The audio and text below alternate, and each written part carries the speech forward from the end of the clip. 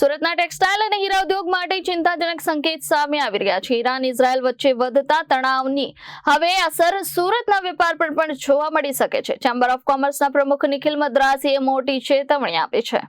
Chamber of કોમર્સના પ્રમુખ નિખિલ મદ્રાસીએ જણાવ્યું હતું કે જો યુદ્ધ લાંબા ગાળે ચાલશે તો સુરત ટેક્સટાઇલ ઉદ્યોગને 100% સુધીનું મોટું નુકસાન થઈ શકે છે। સુરતનો કાપડ વેપાર દુબઈ મારફતે લગભગ 45 આરબ દેશો સાથે સીધો જોડાયેલો છે। આ દેશોમાંથી સુરતથી મેઇન મેડ ફાઇબર, બુરખાનું કાપડ અને સલવાર કમીઝ જેવી ચીજોની મોટી નિકાસ થાય છે। દુબઈ અને યુએઈ સુરત માટે સૌથી મોટા નિકાસ બજારો હોવાથી ત્યાંની અસ્થિરતા વેપારીઓ માટે ચિંતાનો વિષય બની છે। મદ્રાસીના જણાવ્યા મુજબ ઈરાન, ઇઝરાયલ અને અમેરિકા વચ્ચે વધતો સંઘર્ષ ટેક્સટાઇલ અને ડાયમંડ ઉદ્યોગ માટે મિની વિશ્વયુદ્ધ જેવી પરિસ્થિતિ ઊભી કરી રહ્યો છે, જેની નકારાત્મક અસર કાપડ સાથે હીરા ઉદ્યોગ અને શેર બજાર પર પણ પડી શકે છે।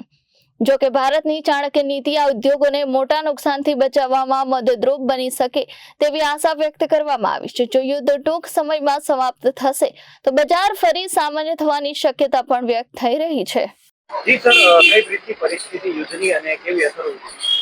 યુદ્ધની પરિસ્થિતિ બહુ ચિંતિત છે અને સ્વાભાવિક રીતે કે જ્યારે ત્રણ દેશોની અંદર લડાઈ ચાલતી હોય, અમેરિકા અને ઇઝરાયલ મળીને ઈરાન પર હુમલા કરે, ઈરાન એના વળતા હુમલા કરે, એમાં દુબઈ અને યુએઈને કેન્દ્ર બનાવે, પાકિસ્તાન અને અફઘાનિસ્તાન લડતું હોય, રશિયા અને યુક્રેન લડતું હોય, આવી પરિસ્થિતિની અંદર જેને આપણે મિની વિશ્વયુદ્ધ તરીકે કહી શકીએ એવા સંજોગોની અંદર કાપડ ઉદ્યોગ, ડાયમંડ ઉદ્યોગ, સ્ટોક માર્કેટ અને જે તમામ ઉદ્યોગો જે નિકાસ ઉપર નિર્ભર છે તમામ પર આની બુરી અસર થવાની પૂરેપૂરી શક્યતાઓ હું જોઉં છું। પણ ભારતની ચાણક્ય નીતિ કદાચ આ ઉદ્યોગોને બચાવશે।